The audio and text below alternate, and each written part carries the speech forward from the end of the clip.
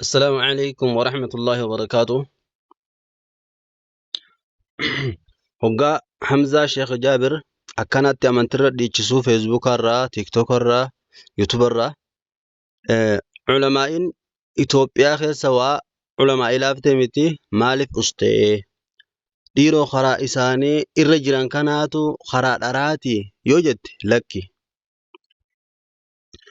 نسوداتني لكي ها مالي في دوبة يوجد وان دين بيخنيف waan naamusa beekaniif akkaataa itti lolan waan beekaniif akkanuma akkaatee namni tokko qophaa'ee taa'ee siifirraa quma hin qabne sii karaa deemu amma wanta na kootu qabsoo naa beeyoo siin jee siin tolfatii yoo qacamsi godhe akka maletti si gatantarsiiseti naa kuffise siin jee maqaa keessa xureesse seenaa keetillee si xureesse hordoftoota keetullee akka isaan sirraa muratan godha. Kanaaf الحرب خضعة لولي كن توفتاد osoo lolatti hin seenne akkaataatti loltu bakka itti loltu akkamitti akka loltu haala mijjeeffattu malee lolatti hin seentu. Laal lolatti seenanii dhiyeessuun bu'aan qabdu. Lolatti seenanii injifatuudha. Kanaafuu akka itti injifattu dura akka itti loltuu fi bakka itti loltu maaliin akka loltu qopheeffatteeti diina kee injifachuudhaaf lolta jechuudha. Kanaaf namni xummaasha qabu nama qawwee qabu akka irraa hiikkate dhageessee tana dura gaaf tokko nam tokko namni diinni haruma kana deemaa oola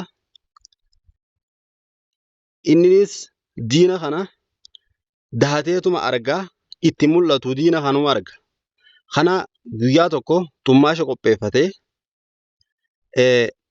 qarraasaa fudhatee bakka gartee silaa dachiin riibaan maas lafa gartee gadoo dhooqa boolla qabdu gartee hallayyaan gamarraa gadiit hin jirtu shooshoo dila kanatti adda qabateeti hoggaa inni dhufu karaa afaan taa'ee hoggaa inni dhufee kanatti birachi dabru qarraasaa itti dhahee amneensa qarraasaa itti dhahee abbaa lamatti dhahee hoggaa inni shishijuu kana isa faana gallakkisee bineensi dhaqee isa duuba bubu'e. Dhugdhaa jennaan amma namtichi rifateetuma akkuma akkatti utaaleen qawween harkaa utaaltee riibaa keessa buutee amma gaa namtichi eeggata akka dhawdhaa godhe ganaa na dhahaa ganaa qawwee hangam barbaadu dhadhuun du'a je'eetuma ofirraa dheefarra haa. Namtichi qawween buutee riibaa keessaanii argaa miti namticha dheefa isaanii argaa miti qawwee isaa fudhateetuma qabuma isaa tanaan jala erge abbaa lama dhawdhawuu jennaan namtichi eega fiiguudhaa wayiis deebi'ee ilaaleetu akkasitti hiikkate. Namtichi xummaashan qawween hiikkate jettee ni yaaddaati. Tooftadha. Siifirraa quban qabne si dagachiisanii si kuffisuu jechuudha. Amma namtichi warri silaa asirraa ammaan tana maarreen hin jirtu yoo wooma kitaaba keessa jiru gartee dhabamsiisu kuni akkaataatti gartee boolla si naqu boolla qopheeffatee ablee qarateeti naa kottaa jedha. Diina kana akkamatti ittiin dhayitu dura si'aa ergiteeti maal akka inni qabu akkaataa jireenya isaa hidhannoon isaa eenyu nama hagamtu akka bira duuba jiru kana hunda akkaataa adeemsa isaa karoora isaa kana hunda eega ofirraa xumurte booda haala gartee silaa isa ittiin cabsituun waan silaa meeshaa isaa san ittiin daaraa kuttuu qopheeffatte meeshaa jechuudha. Dhageesse. Kanaafuu akkanumatti kaatee lola seentee maqaa keetillee ajjeeftee hordoftoota keetillee bakka qaanessitu jechuudha. Kanaafuu gaafa Haayila Sillaaseen gaafa Iyyaasuu cabsu san hoggaa inni islaaminaa lallabatu lafaa ka'ee lolatti hin seenne. Aboo gurbaan kun waa'ee abdatee mootummoota musliimaatiin walitti hidhatee haala kana dalagan isaa dura foormashiina isaa haa fudhannu jeeti. Dura dookumantii jaartii isaatirraa oduu isaa yaadni isaa karoorri isaa maali nyaataa dhugaatii hunda haala hunda eega qoratee booda kanuma of biraa ka'ee akkas je'e ta'uu eega hubatan booda humaan godhuu isa qofa taate jedhanii akkasitti haalatti mijjeeffatanii isaaniif irraan qoomamne dagachiisanii akkasitti irraa fudhatan jechuu aangoo. Kanaafuu isaanis ummata muslimtoota ulamaa'ii teenya ta diin bareedaa kanaan deemtu diin kana harkatti laaqanii akka namni gartee ganaa isaan hin hordofne godhuudhaaf jecha waan silaa diin isaanii kana harkatti balleessu. Ayatoota mutashaabiyaa ayatoota gartee adda namaa hin bahin harabbiin gartee ayatoota gartee muhkamaa fi mutashaabiyaa ta namarra wal fakkaattus numaa buusee warri gartee qalbii isaanii keessa jallinni jiru ayatoota namarra wal fakkaattu ta gartee rabbiin jilma buuse ta addan baasin san jala deemanii jechu. Isaan ammaan tana ayatoota silaa gartee rabbiin addan baasin buusee gartee kaa jilmatti buusu malee addan baasin fakkeenyaaf rabbiin arshii irratti ol tahee jira. Ol tahuu malee akkatti ol ta'e hin himne. Arshii irra taa'u jira moosi. Akkamitti jiraa yoo jette taa'utti hin jiraas hin jenne dhageesse akkatti ol tahees ol tahuu malee hin himne. Amma warri silaa jallina barbaadu hoo rabbiin arshiitti ni haajama. Arshii irraa maal godha? Ja'aniiti akkasitti rabbiin arshii irratti ol tahee jecha jaamu kana dhabamsiisan jechuudha. Amma gaaf tokko akkaataa itti si daganii boolla si naqanin si hima. Gaaf tokko namni tokko darasaadha. Karaa jaginnaa sanii majalisaa wajji baanee na dura deemu jira. Narraa xiqqoochi hiiqaa. An dubarran deema. Jarri tokko ahabaashidha. Ijoollee dhalaatii fi beera ifiin tarreessaniitti dhadhaabbatan. Hoggaa mucaan dhufu boo rabbiin eessa jira jeen. Rabbiin arshii irratti ol ta'ee jeen. Gaafa arshiin uumin eessa jiraa jeen. Jennaan gaa rabbiin ani hin beeku jeen gaafa arshiin uumin bakka inni jiru. Amma gaa inni rabbiin arshii irratti ol ta'ee jechuu malee rabbiin duuba gaafa arshiin uumin bakka tana hin jira wayii jee. Bakka tana namni itti qophaa'ee baratee sin jiru sahabonni gaafatee sin jiru. Kanaafuu isaan bakka tanatti adda qabataniitis jallisuu deeman. Hai. Amma duuba akkamitti arshii irratti ol ta'ee jetta. Gaafasuu gaa rabbiin bakkaan malee jira. Gaafa bakka uumin sanuu bakkaan malee jira. Akkamitti har'a duuba arshii irratti ol ta'e akkamitti jettaa?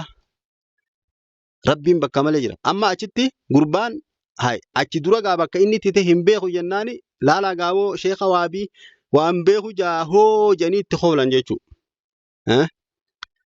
Isaan gabaabdumatti ayatoota gartee rabbiin jilma toggaa buuse gartee bakka tana an akkana jira an akkas jee qaceellotti keessa adda namaan baasin ka walumaa gala buusetuma dhiise tokko. Ayatoota akkasitti adda qabataniiti boollas darbanii sitti hoolanii amantii dharaa akka waan qara'u jirtu si ummatatti fakkeessuudha jecha karoorri isaanii kana jechuudha. Kanaafuu Hamzaanis wanni inni haasaa deemaa jiru hedduudha. Tun hundinuu ammaas booda waan isa qabdu. Waan sila akkaataa itti isa qaban keessa wuhuma isa qabdu dalagu jira. Fakkeenyaaf ulamaa'iin ammaan tana tokko tokkotti ammaan tana jechoota isaa kanarra deemtee hadiisaa quraanarraa itti fiddeeti haadatti hidhuut jirti. Fakkeenyaaf Sheekh Abdallaa Bookee hoggaanii fi inni hadiisni hin jiru juu. Akkam jeen وأنزلنا عليك الكتاب والحكمة وقاين جو أنزلنا حكمة نسيخني حديثا متيجي حيما رمالي أما حديثني هنجيرو يجو خيتي يتما أفجين قرآن نكون إيساتي بوي جين سورة دربوته سورة مجين سورة إقرأ جين eessatti buute iqraan tun jennaan bakkuma sani kaajeetti qabamee goda hiraati jechuudha. Hiraa jechuu kana goda hiraa keessa buufamte jechuu kana meeni jiraayii jeen kitaabarra quraanarra. Achumatti fabuuhita alladhii kafar akkuma gartee Ibraahim Numruus gaafatee gaafii wallaalee namtichi dhama'ee sente jechuu inni isarraan tana. Eega quraana malee kitaa hadiisatti hin amanu jeemire inni hin fudhadhu jeemire mee hiraa goda hiraa keessatti quraanni kun irra buufame kajuu ni jiraahi jeen achumatti kuffise jechuudha. Kanaafuu wanni oofte dirqamaan hadiisatti sinayite jechuudha dubbiin. Maaliif nabiin alayhi salaatu wassalaam osoo kophaa kalabaab godhatee goda hiraa keessa taa'uti achitti rabbiin Jibriil itti ergee quraana barreeffama qabu kanaan akkanatti itti fidee dubbisi jeen iqra dubbisi. Dubbisuun beeku jeen jennaan qacam godhee rirriitee dadhabsiisee gallakkisee ammaa dubbisi jennaan hin beeku jeen ammaas qabee rirriitee gallakkisee ammaas dubbisi jeen hin beeku jeen taraa sadii kas godhee san booda iqra bismi rabbikal ladhii khalaqa jee san booda irra qaree akkasitti ka'ee biraa kuti. Yaa Muhammadu hoggaa ol kutu yaa Muhammadu ati ergamaa rabbiiti an Jibriil jeeni ibsee biraa kute jechuudha. Waan kana hadiisatu nuu hime. Yoo akkasitti seenaa san hin beenye yoo inni kun haa hafu yoo jette iqraa jechuu kana eessa bu'e akkamitti bu'e yoo jette yoo hadiisatti fidde malee ni qabamte jechuuchitti.